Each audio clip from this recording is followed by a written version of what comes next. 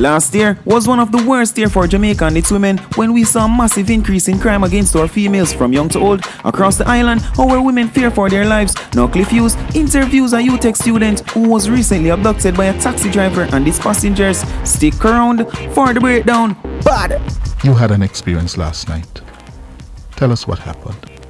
Right, so I went out to the taxi stand right in front of school at the front gate. That's the University of Technology. Correct. Alright, so it was after 9 and the last class at school ends at 9, so it was very full. So each time a taxi came, like everyone ran to the taxi. Yes. So first a 7-passenger vehicle came and everyone ran to that, so it was full. So like everyone was there standing wait to see the next car that was coming. So the next car that came immediately. So these are robot taxis. I didn't really and truly, I didn't even see the plate. Because as I told you, everyone was running towards the taxis. So this silver car came and then he pointed downwards, which, you know, if he points down, that means stone. If he points straight ahead, that means halfway tree. Oh. So he pointed down. So another girl and I went into that car. When we went into the car, there was a girl in the front. There was a young woman in the front? Yes, a young man in the front. There was a driver and then a young man in the back. The way how the young man in the back and the girl in the front looked, they looked as if they were coming from school just like me. Describe how they looked. Like I can mostly describe the boy in the back. Yes. He had a school bag in his lap. And like when the girl came off, because the other girl that took the taxi with me, she came off in Crossroads. Yes. When she came off the taxi and I looked at him, he looked as if he was sleeping. So I was saying to myself, like, he must be really tired. And like every now and then he got up to look where he was. So when we got down to King Street, as we turned from Slipe Road onto King Street, there was a police, they were doing some spot checks or something like that. Yeah. So police was there, so they drove past them. My boyfriend texted me and asked me where I was. I told him that I just turned on King Street. That was at 9:35 p.m. So when he reached at the Mothers at King Street at the stoplight, I told him that I said, driver, when you go around the corner, you can give me a stop at East Queen Street corner, please? Him say, yeah, man. So when he reached around the corner, he slowed down as if he was going to stop. Yes. Then he didn't. He went straight over the lights. I was saying, driver, yes, I want to stop, you know. Me, I say, yes, I want to stop, you know. Him, I say, yeah, man, me I go down this, man. Me I go around. Me, I say, you no need for go around. Me I tell you, say, yes, I want to stop, or you need for go around. Then, at the same time, the boy in the back, he jumped on top of me and he said, hey, girl, you come fine now. So I started scream. And then the girl in the front, she climbed over the seat and came around to the back of the car with us. He shoved me down on the floor in the car. Then the girl started tying my hands behind my back. She used a piece of cloth. She tied my hands behind my back. And then he said to her, the driver said to her, make sure you have the foot them too, you know. Take out the tape, show her the tape, make sure you take it out. So he took out, then he gave her the tapes, and then she started taping up my feet. Masking tape? No, it was like the normal clear tape. Oh. The regular clear tape. So my hands were tied behind me with the cloth. Then she used the tape to tape up my feet. And then he started... While the boy at the back was holding you? Yeah, he was holding me down. And then he started asking me questions like, how much money do I have on me? How many bank cards do I have? What phone do I have? Where do I work? Where do I live? He asked all those questions. The boy at the back? No, this was the driver asking the questions because he was the one giving the orders. So then he said that I must give the boy in the back. He said I must give him my password to my phone and I must give him my iCloud password as well. So I gave him both of them. Yeah. Then he said to him that if the phone is ready, he must say the phone ready. And he must Who say, said that? The driver said to the boy in the back, the phone ready. And he must say, yeah man, torture, I eat man. And then he said that. Then they started, they drive. He called him torture? Yeah. Oh, So they drove all around, like, so they made a stop. So when they made the stop. Where? I couldn't see anything. I was blindfolded. Oh. I was on the ground. I couldn't see anything. But you know, you can feel whenever the car stops and when the door opens and everything like that. So what were they saying to you while they were driving around? They were just asking me the question. How many cards do I have? What cards do I have? How many money on them? How much money do I have on me? If I have any jewelry, any watch, any chain, anything like that. They were just asking me the questions. And then he said that he stopped. And the driver came out of the car because the boy and the girl was still in the back with me. So then he came back in the car and said, when a man come across the road there, so for man, I fast to see how I'm going to make him come across the road there, so. Because he said to me before that he stopped, he said that you better consider yourself lucky today, you're so lenient we be, because we're going to let you out and make you go on. But if you ever tell no police nothing, just know so we're going to come for you. So when he stopped there and he said that a fast man was fast, that's why I come right so. He got back in the car and then he drove somewhere else again and stopped. He got out, look around, like you can see that even though I'm not seeing, I am sensing what's happening. Right. So I am saying that to myself that he got out, look around to see if it's a good place for him to lift me. Then he came back in the car and drove again. And he drove for a couple of minutes again. And then he said to the driver said to the one in the back, is this a good place? No, him say, yes, a good man. And him say, anyway man, all over the park there. So he just drove down a little bit more. And then he said, we're going to do it now. Yeah, we're going to do it now. And then the driver came out of the front and then he dragged me out. No, before that, he told the girl to tape up my mouth. He said that, make sure to the mouth tape up, make sure to the mouth tape up and everything. And then after the girl taped up my mouth, the boy in the back said that, this not tape up good enough. Wait, I'm going to do it again. And then he started taping up my nose and everything, taping up my eyes and everything. So even though the cloth was over my eyes, he still used the tape and put it on it so that my entire face comes straight up to my forehead. I couldn't breathe, I couldn't do anything. So I was just there. And then when he threw me out in the bushes, like I could use my hands, even though they were behind me, and I felt a stick. So I started pushing on my face on the stick to try to use the stick to burst the tape. Yes. But I got a little hole where I could breathe. Yeah. And then I used my feet and tried to take them out of the tape. Yes. And that's how I got up and I started walking.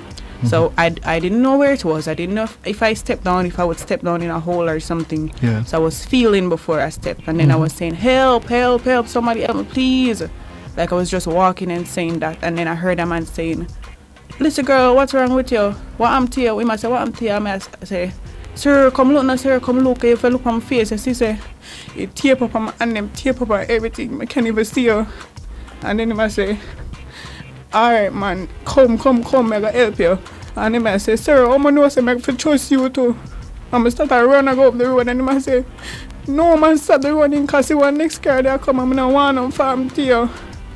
So I stop him and I said, sir, you don't understand how afraid maybe how much know say I can trust you too. And then him say upon the factory road there, man, a security, everybody there. And then one of the security said something, and then he said that I'm going to call the police now. So the security made the call to the police and told them. And then the man, I am saying to him, sir, take off this off my face, please, come, I can hardly breathe, I can't even see nothing. So he was trying to use his hands to take it off, but it wasn't working. So he said to me, hold on, I go for the knife and come back. So I go for the knife, I used to cut the tape. Yeah. And I said, come and see you. I said, sir, which part is my day? And he might tell me, I'm there. He say, the Ashenheim Road. So I said, sir, I don't know which road is. And he say, someone said, which number bus you take for come here, sir? He say, take 81. And then I said to him, tell the T up on the road there. I said, yeah, man, around here, so. So that's where I figured out where I was. And then I asked him if he could give me a phone call. And that's when I called my boyfriend. But the police were already on their way. So they reached like in about 3 minutes or so. Yeah. And that's how I went to the police station. I gave them the report, and that's how I got home. We're talking with a young lady who was abducted from the campus of UTech yesterday evening. Last night after 9. You're listening to Cliff Hughes Online. We'll have more from her after the break. So that's the interview from Cliff Hughes. If I can get the next part, I upload it on my YouTube channel. And I hope the message was received, especially from the females them. Be careful of the robot taxis. And yeah, travel with a friend if you can. And remember to share the message. Wagwan, people. You see the topic, you see the pre. A UTech student was recently abducted by a taxi driver.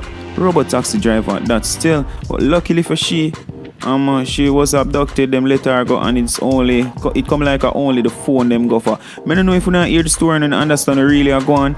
A taxi driver pick her up and look like the reason why she take the taxi, cause there's enough of women who see taxi come and prefer take it with a one female in it, and nothing wrong. But I'm just assure you, she take a taxi with a one female in it, a one youth and the driver himself, is it?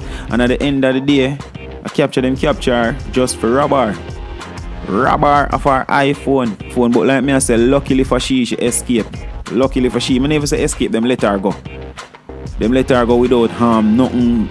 Well, probably she have a little mental right, you see me, but apart from that, physically she's okay. But me I tell you, be careful, and when me I say that part here, I know some people are going to talk other things about a phone and this and phone and that, so I can't model.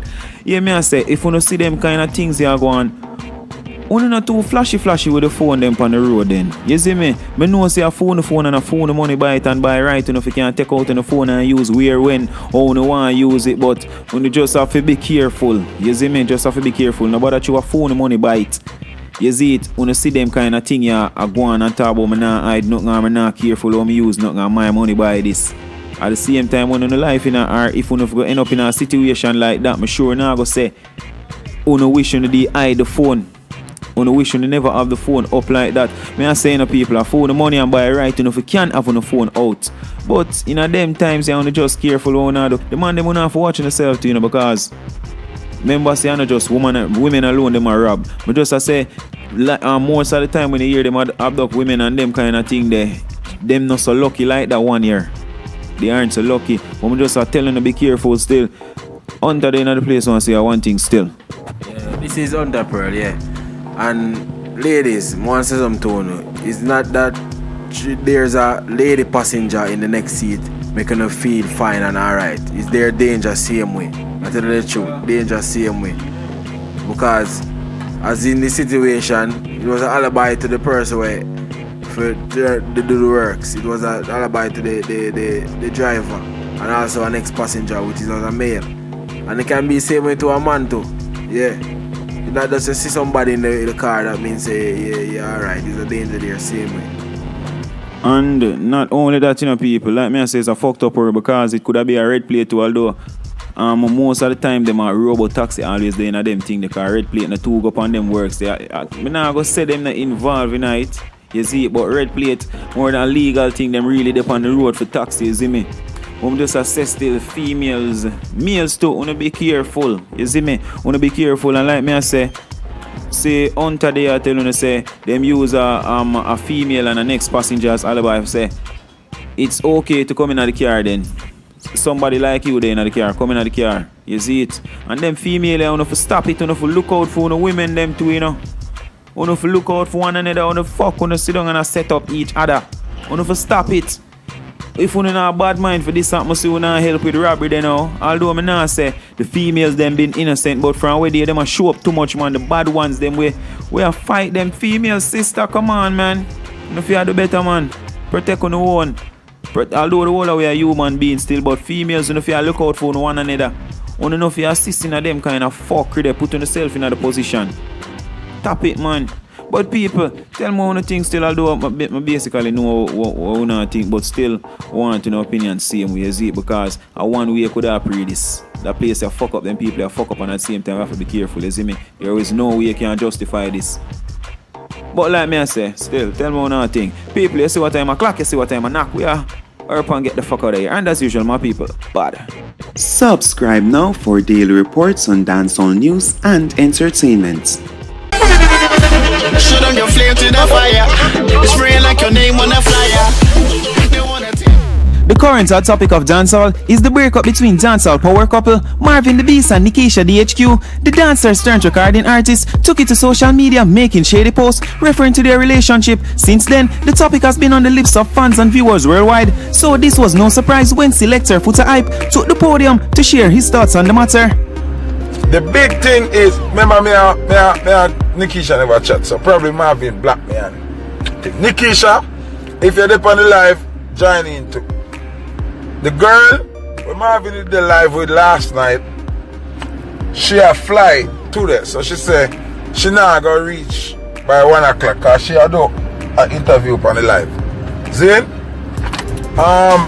the big discrepancy now is that the power couple, Marvin and Nikisha, member say Nikisha mash up with her friend them because